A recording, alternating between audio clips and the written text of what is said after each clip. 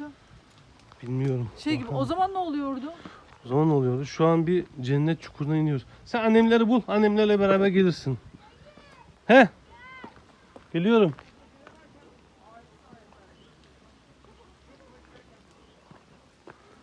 De ki annem için yaşlıdır de ben yanına gideceğim de.